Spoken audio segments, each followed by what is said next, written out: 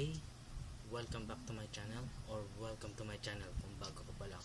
Our for today's lecture is logbook recording and report writing, no? So pag-uusapan natin kung paano nga ba mag-logbook. By the way, itong PowerPoint nga pala to, niram natin to kay Security Guard TV. So umpisahan na natin, no? What is a security recording? It is the process of preserving information obtained by guard while on duty and while performing his specific function. So yan ang meaning ng security recording, no? So meron tayong two types of recording: logbook recording and report writing. So what is a logbook nga ba, no? Logbook is use of recording by the performance routine function, and the report is a detailed account of unusual event situation, usually based on observation or inquiry. Itong logbook na to, napaka-importante nito sa atin, no? Bukod sa for reference use, for future use, ginagamit po kasi ito, pwedeng gamitin na evidence sa court, no? Pagka hiningi ng korte, no? So ito yung mga daily routine natin, kung ano man yung mga incident na nilalogbook natin. Andyan yung time, yung nature ng incident, and other details, no? So ganun din pagdating sa reporting, no? So ang sabi nga dito, a detailed account of unusual event situation, usually based on observation on inquiry. For example, may nangyari, hindi mo ginawa ng report, although nakita mo lang, baga parang lumalabas na walang nangyari kasi nga hindi mo nga ni-report, no? So for example, may mga incident tayo, gawan kagad ng IR. So logbook recording, to classification of logbooks, no? Meron tayong number 1, operational journal, no? It is used to record all of the guard activities and observation during his tour of duty.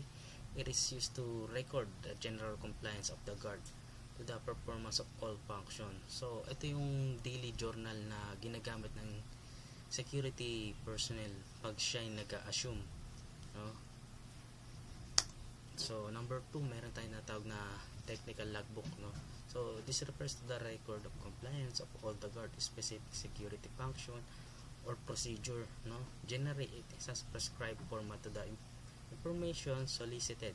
Its contents are classified and is priority to the client. Actually, kahit naman yung operational journal natin, no? As I have mentioned, classified, no? Hindi to basta pwedeng tignan ng kung sino-sino unless authorized person yung titingin. For example, OIC nyo, diba? Ni-request ng client na titignan niya yung logbook nyo. For example, HR manager, pwede yun. Ang technical logbook kasi, ito, depende kasi kung saan ka naka-duty, no? So minsan ang dami talagang logbook, lalo sa lobby, no? Pag lobby guard ka na-assign, napakarami yung logbook. Itong technical logbook, for example, visitors logbook, yan, diba? Yan yung isa sa example ng technical logbook, no? Meron pa yung diba, depende sa for example, delivery logbook, yan, no? So hindi siya yung specific na logbook talaga natin, pero isa siya sa technical logbook na ginagamit, and for example, may investigation, so i-review natin. So mas madali silang hanapin. For example, sa delivery logbook, no? Specific lang yung logbook na yan para sa mga delivery. So hindi mo na kailangan hanapin sa operational journal or sa visitors logbook kasi nandun na siya sa delivery, no? So depende na lang again, no, kung saan ka naka-assign, kung ilan ang logbook mo. So for example, parcel, diba? Lahat yan pang parcel, no? Purpose of logbook recording, no? It is used in a chronological order at all the guards activities. Hindi nawawala talaga yung guards activities, di ba? Performance and functions, observation and instructions received while on duty. It is provide the proof of authority for the guards on duty. So napaka-importante na ilalogbook talaga natin lahat, no, ng incident, kung ano man yan, lalo na ang nabanggit dito na chronological. So pag sinabi natin chronological, for example, at 8 o'clock, diba? Or itong date na to, dapat ito lang yung ilalag mo. Hindi ka pwedeng ilalag mo yung kahapon na ilalag mo para sa ngayon, no? So ano pa nasabi dito, no? Provide a proof or authority for the guard on duty.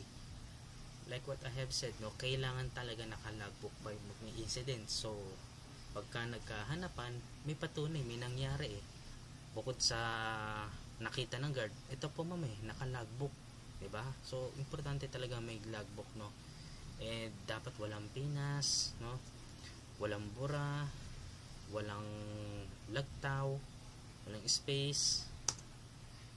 It provides a supplementary source of information for policy formation by management. Depende, no, kung dyan nakalagay yung ano natin, pero most likely kasi hindi naman nilalagay, pero sa ibang logbook meron naman talaga, no, pero mostly wala naman. It provides a credible and irrefutable source of information as in investigation, diba? Katulad niyan pag sinabit sa korte, no, sa puina dokestikum o ba, pag dinala tong ano mo, logbook mo, pwede itong i-present sa court na gamitin na evidence para i-present. Okay, next, ano pa, it is a document instruction of superiors. It provides documentary evidence in court if necessary, no? Nabanggit na natin. So guidelines of logbook recording. All security posts and position must be provided with a logbook which shall be accomplished by all security personnel. So halos lahat ng posting natin na dapat may logbook tayo, no. So kung minsan mapapansin nyo sa mga mall or mga nagro-robbing na ibang mga lugar na wala naman tayo makikita ng logbook, most likely ang mga yan may dala yan tickler, no. Sa isa kasi sa uniform and paraphernalia ng mga security is dapat may tickler talaga tayo. So hindi mo naman makikita na dala talaga nila yung logbook, di ba? Alam mo naman, robbing dito, lakad doon, dala nila yung logbook. So hindi naman pwede, no. O yung iba kasi may dala sila scratch nasa bulsa nila, then pagkatapos ng ano nila, pag may extra silang time, ita-transfer na lang nila sa logbook, no. Provided dapat hindi nila mawala yung scratch nilang yun. Okay, no. Logbook recording. Guidelines of logbook recording. Logbook cover must be labeled with document and classifications, agency name, client name, post, logbook name, and exclusive dates of period of the use. So dapat may agency name daw, no, client name, tapos yung post mo kung saan ka nakaposting, logbook name, for example, entrance. So sa entrance ba to, or sa lobby, or pang robbing, no. Pero tong agency name, most syempre I think given naman yan kung saan ka naka-duty, no? So again, for documentary purpose naman, no, para aware din. So before using the logbook, the user must ensure that it has no defect, no page number, page misprint or double prints, missing page. Any defect must be corrected and must be noted on the logbook. Usually bawal talaga magbura sa logbook, no. Ngayon may mga times kasi na minsan hindi talaga maiiwasan, diba? So paano nga bang gagawin natin pagka ganun, pag hindi talaga maiwasan? Kung magbubura ka man, siguro pirmahan mo, no. And katulad nito, dapat walang misprint or yung mga missing page. Hindi po pinupunit ang logbook. Bawal na bawal punitin ang logbook, ha. Ano, what else? Missing page, kasi pagka may missing page, di ba? Ano ba yan? Sinabotahe ba yan? No? And pag gagamit kayo ng ball pen, hanggat maaari iwasan niyo yung sign pen, no. So kung ordinary pen pwede, kasi baka mamaya pag sign pen tumagos dun sa sinusulat nyo. So sinulat mo dito, sa kabila pala malakas yung ink. Paano kung back to back? Usually back to back naman talaga ang ginagamit pag logbook, di ba? So para hindi rin malabo or sira yung dating ng pagbigay natin ng information, no, pagsulat natin ng information, I mean. Guidelines of logbook recording, again, no, only black indelible ink must be used in accomplishing the logbook. Black, pero kung wala talaga, kahit blue, no, pero usually black talaga ginagamit natin. again, dapat yung ordinary pen lang hanggat maaari, no? Only universally accepted language initials, abbreviation, acronyms shall be used in the logbook. Ito, importante to, no? Only universally accepted language. Kailangan talaga English, no? Kung talaga hindi mo maiwasan, kahit Tagalog mo na lang, no? At least na i-record mo, na ilag mo, di ba? Pero huwag ka nagagamit ng iba pang lingwahe bukod sa mother tongue mo. Baka mamaya ilagay mo dyan Bisaya, di ba? Hindi ka Ilonggo, nare. Dumating si Gani, o sino ba yung Gani na yan? Nakadto, o ba? Alam ba nila yung nakadto? I-Tagalog mo na kung talagang hindi kaya, pero as much as possible English talaga, no? And usually tayo mga nasa security industry talaga, English talaga yung ginagamit. Although sige, pagpalagay na natin Barok, no?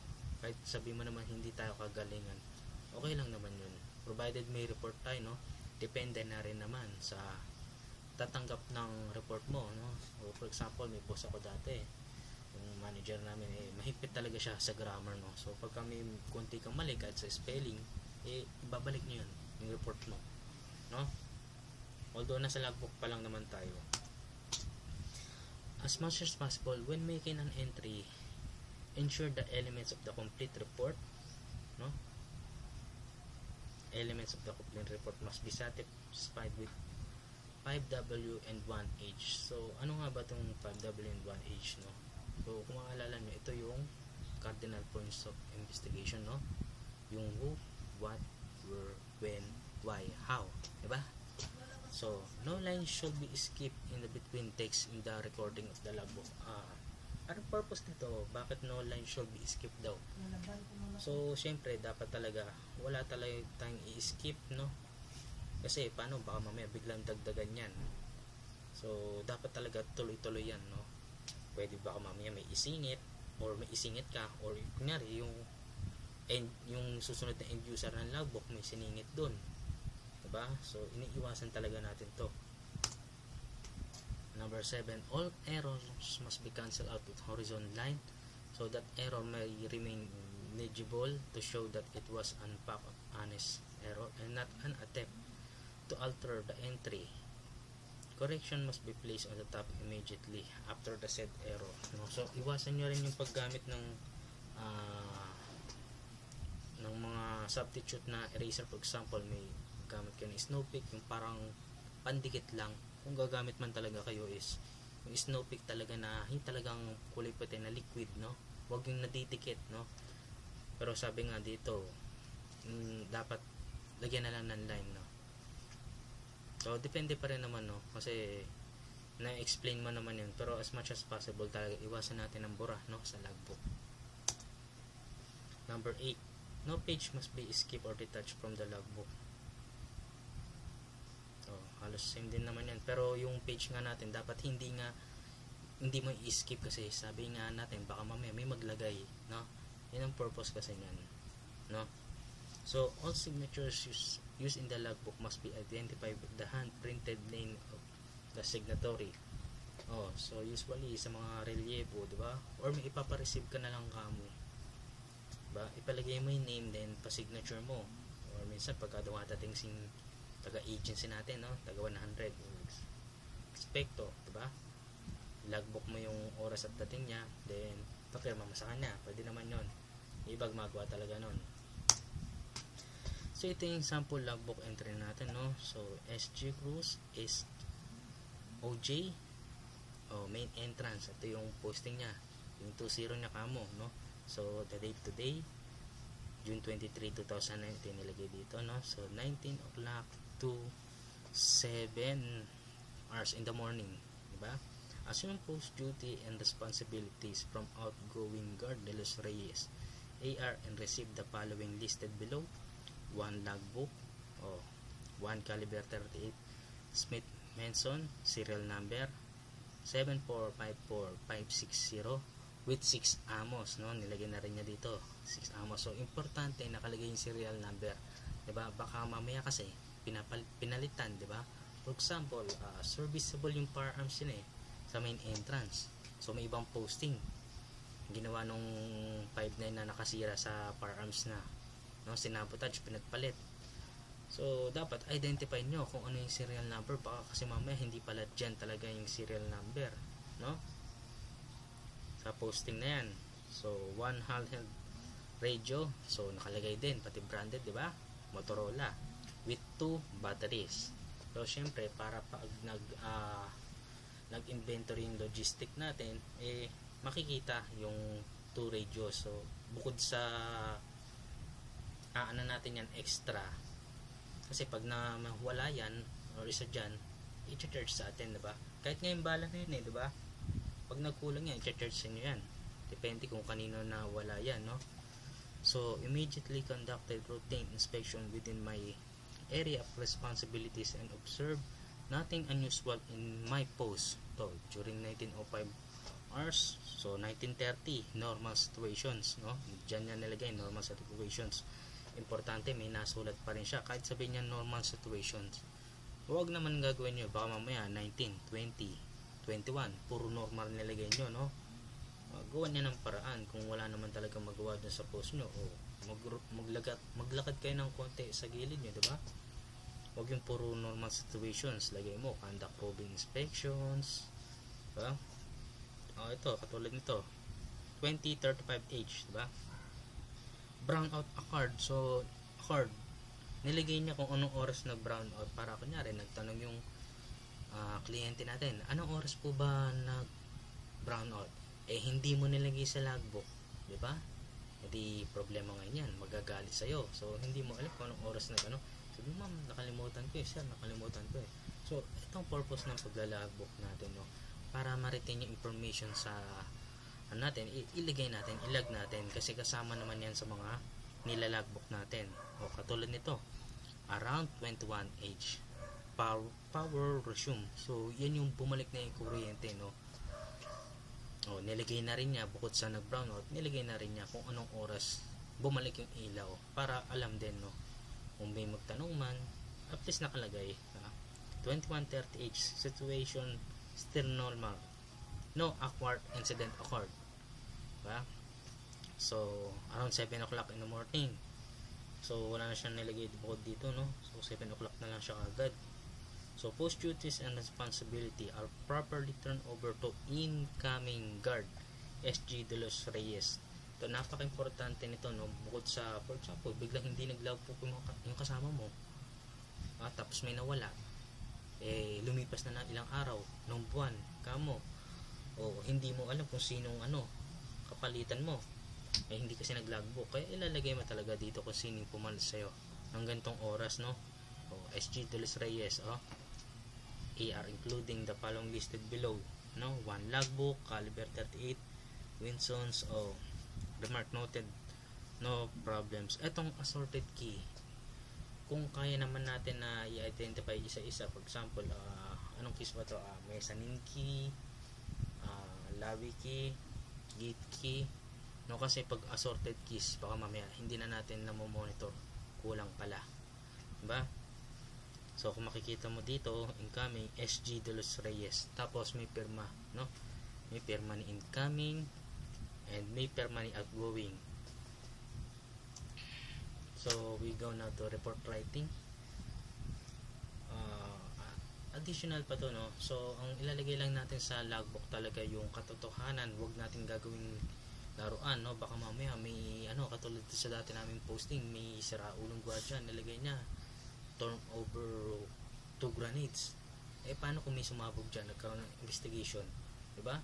Liable pa dyan, hanapin bakit may gwardiya, may granada, anong nangyari, bakit may turn over tayong granada, no? So huwag kayong maglalagay ng mga hindi dapat na i-turn over natin, or kung wag natin gagawin laruan ng logbook, ha? So what is a report writing? A specific form of writing written concisely and clearly and typically organized around identifying and examining issues, events, or finding from a research or investigations, no? So ito, may natawag tayong different forms of writing, no? Such as informal report, no? Formal report.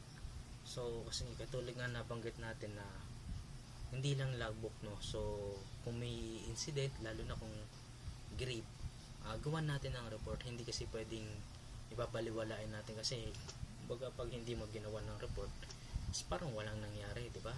Lalo na for example airing employee or misconduct ng isang employee sa AOR mo na empleyado na binastos ka or nagbastos ng kapwa empleyado kung ano man, gawa mo ng report, then isubmit mo sa superior mo, no, para may records, at least magawan ng action.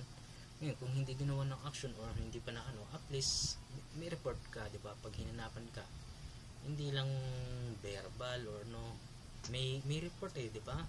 Actually kung misconduct report yan, dumating na sa HR, nagkaroon ng investigation, malalagay din sa 201 file niya, di ba? Kaya napaka-importante ng report writing. Why security guard needs to know on how to make report, no? Security guards are the eyes and ears of the management. Ito yung sinasabi nila, no? If you see something, say something, di ba? Bukod sa ni-report mo, kasi kayo yung magiging mata at tenga ng management, kasi di tsapa kayo naka-uniform kayo sa inyo pinagkatiwala yung security. Kaya nga tayong mga security, mga sa security industry, more on reporting, di ba? Although ang security naman kasi lahat naman responsible pagkadating sa security. So hindi lang naman security guard. For example, yung isang employee, di ba? May nakita siya related sa security na, for example, may nambubuli, may nanakit, syempre report mo. Hindi lang naman basta yung security guard dapat mag-report, diba? So 2 ways on security reporting. Ito yung nabanggit ko kanina, informal and formal reporting, no? So umpisahan natin sa informal reporting, no? Informal report, I mean casual manner. So ano ba example nitong casual manner?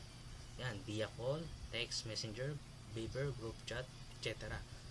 Pero yung ito na yan, itong for example, tinext mo yung superior mo or kung sino man, officer mo o IC mo, ship in charge, diba? Yan yung informal report.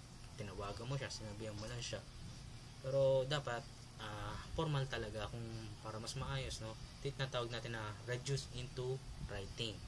Kasi baka mamaya wala na si OIC, wala na yung pinag-reportan mong superior, diba? For example, manager, nag-resign na, o naghanap ng report. Kunyari, nagka-problema yung na-delete sa Viber, diba? Or sa text message. Wala na, diba? Parang hearsay. So, dapat talaga reduce into writing, no? So, dun sa number 2. Formal report with a specific format made by the security officer, client, superior officer, or in the agency, no? So, pagka formal report talaga, ayan, no? So, i-report mo, may report ng security officer para sa kliyente, kahit naman hindi security officer, no? Ito kasi baka term na lang to security officer, no? Pwede rin security guards, no? So dapat pag magre-report talaga tayo, lagi reduce into writing, no? Para documented palagi, diba? So ito yung characteristics of report. Number 1, punctual, accuracy, timely, prompt. Diba? Hindi lang dapat gumawa ka ng report, dapat accurate pag gumawa ka ng report. Bukod sa timely, kailangan kung kaya naman pagka nangyari kagad yung incident nito, gawin mo na kagad ng report, no?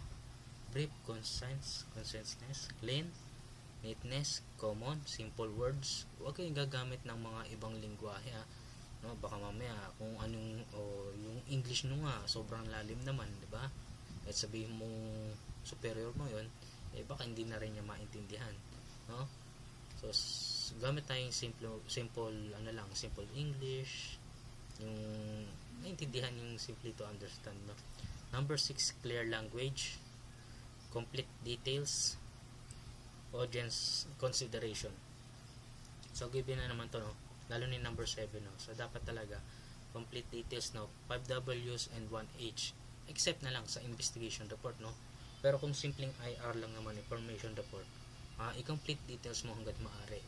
Kasi kung investigation report naman ang gagawin mo, buti matapos ka agad yan, most likely kasi pag IR na investigation report, matagal talaga yan, di ba? Kasi investigahan pa yan, hindi lang naman isang side ang kukunin mo, pati yung kabilang side. Depende na rin kung sino-sino pa yung mga persons involved, di ba? Oh. So we go to elements of the report. When, kailan, di ba? Ito yung cardinal points of investigation na sasabi natin, no? Where, saan, what, ano, who, sino, why, bakit, how, paano. So itong elements of the report natin na cardinal points of investigation, makumpleto man natin to, okay ni report natin, no? So katulad nga nito, dapat accurate talaga yung report natin, no? So depende na lang natin kung paano tayo mag-iimbestiga, kung paano mo kunin itong details na to, kung why, how, diba? So basta dapat kailangan accurate, kasi baka mamaya gumawa ka ng report, mali naman yung report mo, no? Ikaw bumaliktad pa, ikaw pa ang sabihin na mali-mali ang report. So pag gagawa ka ng report, accurate dapat, no? So dito na tayo sa parts of the report, no? Heading, security agency and address, detachment's address, administrative part, date, for, to, true, from, subject. So number 2, no, ano ba pinagkaibang to? For tapos true. Most likely tatandaan nyo, pag for, possible, lagi superior yan, no? Pagka 2, possible naka-level nyo, no? Yan yung pag-aanoan nyo. Pero pag for lagi, tatandaan nyo, wag nyung lalagay, kunyari, to the manager, ayan, to Ma'am Arlene, for example, kung yun yung pangalan ng manager mo, or kung sino man, wag nyo nilalagay yung to, dapat for lagi, ha? Then itong true, sino naman tong true?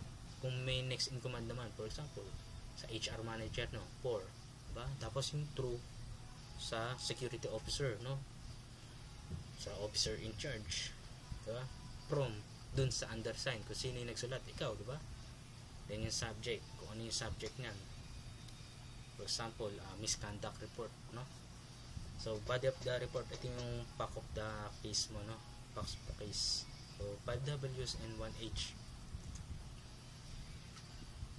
Number 4, action taken, your response. So ano ba tong action taken? Ito yung ginawa mo, diba? For example kasi sa report writing, lagi dapat may action taken ka. So nag-report ka, may natapon doon. Ano naging action taken mo? Baka mamaya ni-report mo lang, no? So doon sa natapon, doon sa lapag, lagyan mo ng sign na kung ano man yung pwedeng stand doon na wala nang dumaan kasi baka madulas. So yan yung magiging action taken mo. So pag action taken, hindi nawawala si recommendation, no? So possible mitigation to prevent similar accident, no? So recurrence. So ano ba may recommend mo, no?